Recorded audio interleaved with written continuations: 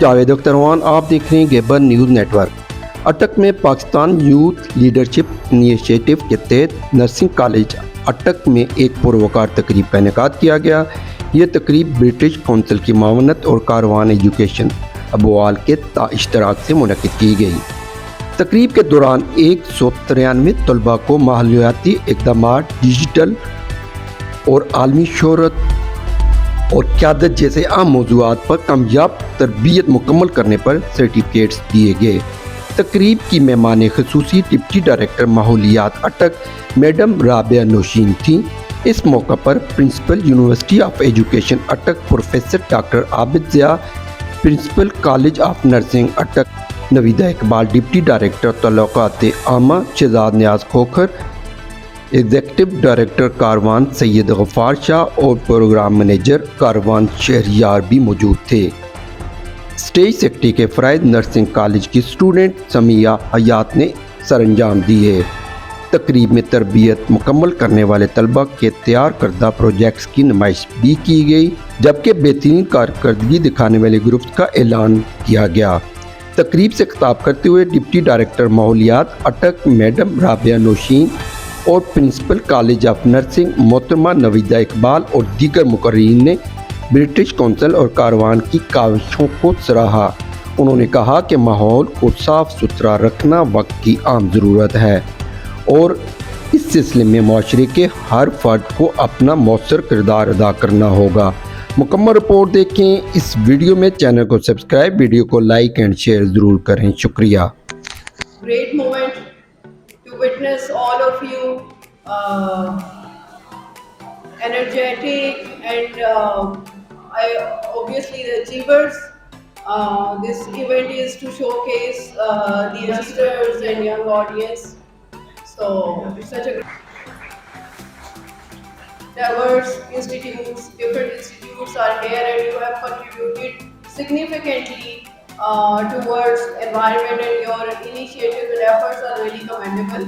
I just got to know that most of you have been working on tree plantation activities and then raising awareness among masses and people and educating students and different type of diverse over community. So it has been a great pleasure to know this, that you are proactively working for the sake of environment, for the conservation, for the preservation, and for the improvement. So it's really glad to know. I mean, I'm really surprised, and it's really pleasant that you people or youth is working actively and engaged actively for the sake of environment. The drain. We are working very hard to educate people. We are continuously engaged with the community, with our public, with schools, with universities, to work on different aspects of the environment in targeted manner, in research oriented way. Right? So in this, all these things, youth engagement is very much important. We always acknowledge the role of youth. We always appreciate the contributions of our youth, and Punjab government has started many programs like Green Credit Program and all others through which youth can earn money and credits if they contribute to the environment in any way. So we are registering our schools so that under Green School Initiative Program, so they go green and they promote the environmental friendly activities in our schools. We have further expanded our efforts to waste management as well. We are ensuring that all our institutes, all our markets, and all other different kind of workplaces, they are ensuring waste segregation at their places. So there are many areas that EPA Attack and overall EPA Punjab is working on, and we warmly welcome all of you. If you want to engage with us through this forum or even directly, it's up to you. So we'll always welcome you all if you want to work more on the environment, right? So here I would like to end my talk, and congratulations to all of you for making significant contributions for the sake of environment, saving your environment, and it is a great cause I think that you are working for.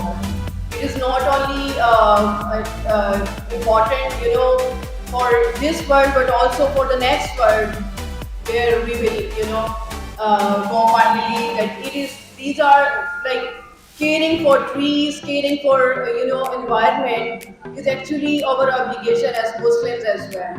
So it's such a great cause that you people are working, and I wish you good luck in future endeavors as well. Thank you very much. जब हम prevention की बात करते हैं तो हमारी जो prevention की एक्टिविटीज़ होती हैं या जो प्रिवेंशन के इनिशिएटिव्स होते हैं वो इन्वायरमेंट के बगैर इनकम्प्लीट होते हैं। हम ये बिलीव करते हैं कि अगर हमारा इन्वायरमेंट क्लीन होगा तो हम जो है एक हेल्थी कम्युनिटी को बिल्ड अप कर सकते हैं। अगर हमारा इन्वायरमेंट क्लीन नहीं है तो हमारी जो सोसाइटी है वो हेल्थी नहीं होगी। हम 2 टाइप्स के इन्वायरमेंट को एड्रेस करते हैं, एक होता है इंट्रिंसिक और एक होता है एक्सट्रिंसिक इन्वायरमेंट। जो इंट्रिंसिक इन्वायरमेंट है वो आपका अपना इंटरनल होता है, आप अपनी पर्सनल हाइजीन का ख्याल रखते हैं, आप अपने आप को हेल्दी आप फूड लेते हैं, आप बाकी चीज़ लेते हैं। लेकिन हम हेल्थ केयर प्रोवाइडर्स ये कहते हैं कि जब तक आपका एक्सटर्नल इन्वायरमेंट मीट नहीं होगा, आपका इंट्रिंसिक इन्वायरमेंट भी जो है बिल्ड अप नहीं होगा। अगर हम डिफरेंट डिजीजेस की बात करें, एयरबॉर्न डिजीजेस, फ्लू, टीबी, ये किस चीज़ से होती है? अगर हमारा जो सैनिटेशन है या जो हमारी एयर है वो क्लीन नहीं है। हम मिल्क बॉर्न डिजीजेस की बात करते हैं तो जो एनिमल्स हैं या हमारे जो कैटल्स हैं, अगर वो हेल्दी नहीं है तो उससे क्या होता है? मिल्क बॉर्न डिजीजेज होती हैं या मीट बॉर्न डिजीजेज होती हैं। सैनिटेशंस की हम जब बात करते हैं, पोलियो हो गया या बाकी डिजीजेस हो गई, तो वो भी किस वजह से होती हैं? कंटामिनेशन, वाटर जो है कंटामिनेटेड है तो उसकी वजह से होती हैं। मेंटल हेल्थ डिजीजेस की हम बात करें तो आपके पास अगर पार्क्स नहीं है, आपके पास अगर प्लांट नहीं है, आपके पास ग्रीनरी नहीं है, तो आपकी मेंटल हेल्थ भी ठीक नहीं है। तो इन्वायरमेंट जो है ना, अगर हमारा इन्वायरमेंट नीट होगा तो ही हम हेल्थी जो है लाइफ जो है वो गुजार सकते हैं। उसके बगैर जो है हेल्थ का कॉन्सेप्ट नहीं है। तो हम जो है health care providers, madam Rabia Nausheen ने बात की है कि college of nursing on board ले हेल्थ प्रोटेक्शन एजेंसी को, तो ये हमारे लिए बड़ी ग्रेट प्लेजर है कि हम किसी के साथ मिल के जो है इन्वायरमेंट की किसी भी एक्टिविटी में कंट्रीब्यूट कर सकें।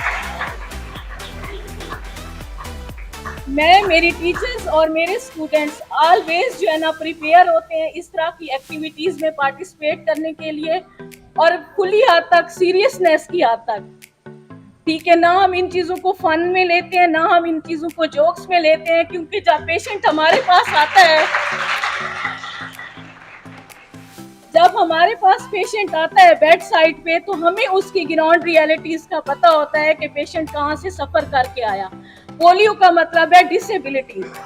एक पोलियो का पेशेंट हमारे पास आता है जस्ट बिकॉज के सीवरेज वाटर और जो क्लीन वाटर है वो मिक्स हो रहा है, उसकी वजह से आपका पोलियो बूस्ट हो रहा है, ट्यूबरकुलोसिस हो रही है, केस फर्टिलिटी रेट या डेथ रेट उसकी वजह से इंक्रीज हो रहा है। तो हमें ज़्यादा इस चीज़ का होता है कि हमारा इन्वायरमेंट अगर नीट होगा तो हम जो है ना मोर्टेलिटी रेट को भी कम कर सकते हैं और हम मॉर्बिडिटी रेट्स को भी कम कर सकते हैं।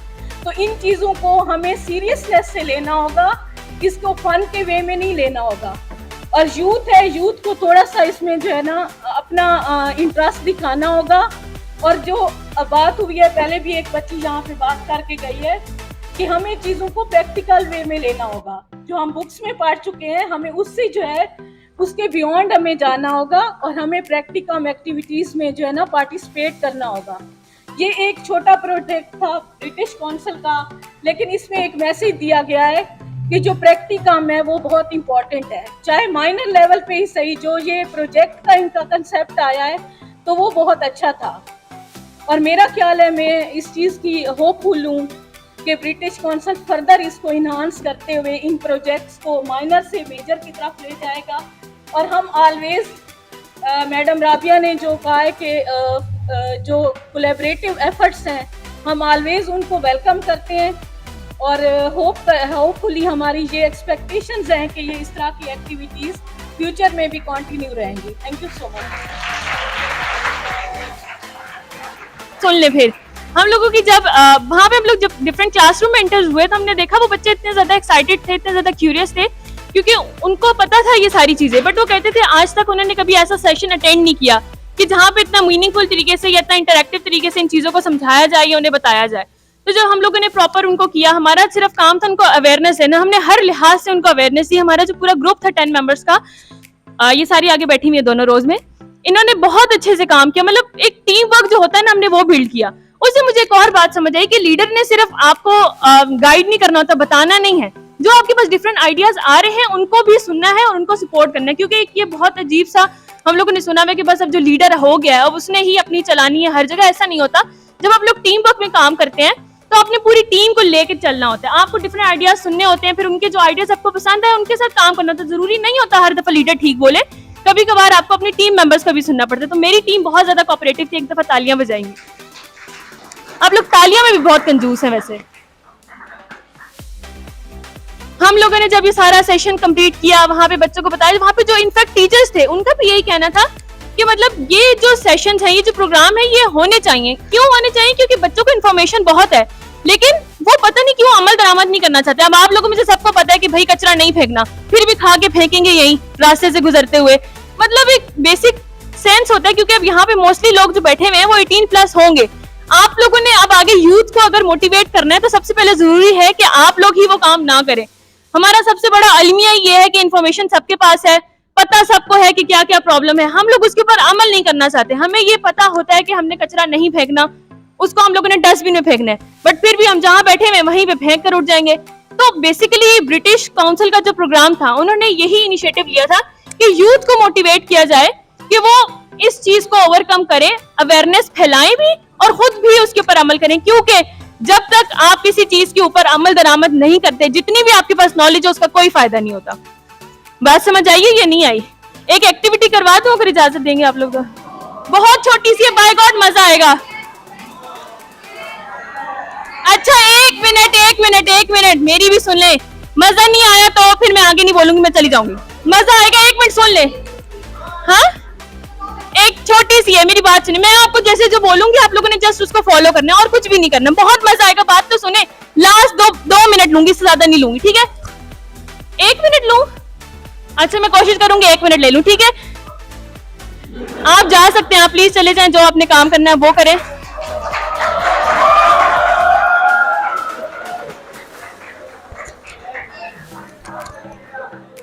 दो मिनट दे दे बस, जो मैं आपसे बोल रही हूँ आप लोगों ने वो करना है। इंग्लिश समझ आती है ना सबको?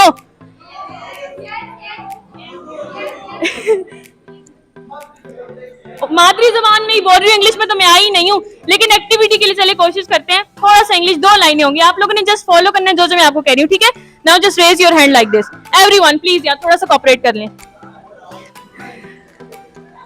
ऐसे हैंड रेज करेंगे सारे और अपनी पॉइंटर फिंगर को इस तरीके से पॉइंट करेंगे सीलिंग की तरफ, ठीक है? ऐसे। अल्लाह एक है बेशक। अच्छा मुझे पीछे वाले करते हुए नजर नहीं आ रहे, मजे की मतलब इसमें क्या आप लोग शर्मा क्यों रहे हैं? ऐसा क्या हो गया है आप लोग ने ऐसे अच्छा मेरी बात सुने, किसी ने अभी किसी को बोलना नहीं है, पहले मेरी बात सुने उसके बाद हम डिस्कस कर लेंगे, ठीक है? आप लोगों ने अभी पॉइंटर फिंगर को अपनी चिन पे रखना है और अपने सगले बंदे को सबको बताना है कि ये आपकी चिन है ही नहीं।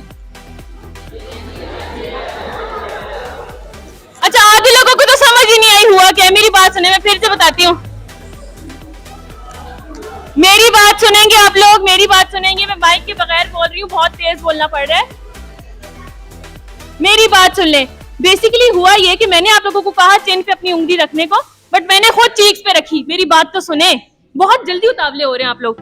मैंने आपको कहा कि चिन के ऊपर आपने उंगली रखनी है, बट मैंने खुद चीक्स पे रखी। लेकिन मोस्टली जिन्होंने फॉलो किया उन्होंने चिन पे चीक्स पे ही रखी, चिन पे कोई 1-2 ने रखी, ठीक है? बेसिकली इसका मकसद क्या था बताने का? आप लोगों ने जो मैं कर रही हूँ आपने वो ज्यादा किया बनिस्बत उसके जो मैंने बोला है। मतलब मैंने कहा चिन पे रखनी है, आपने नहीं रखी। मैंने खुद अपने चीक्स पे रखी तो आप लोगों ने भी वो की।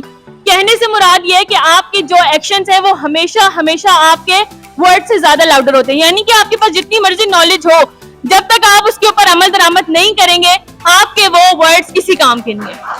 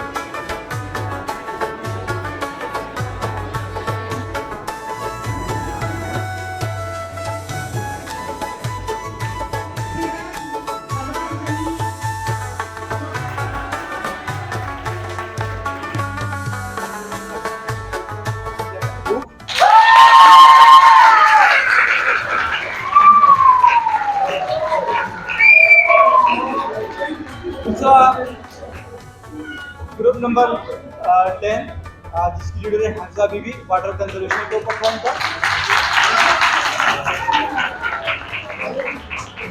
तीसरा ग्रुप नंबर 23 है जिनके लीडर थे बशीर अहमद।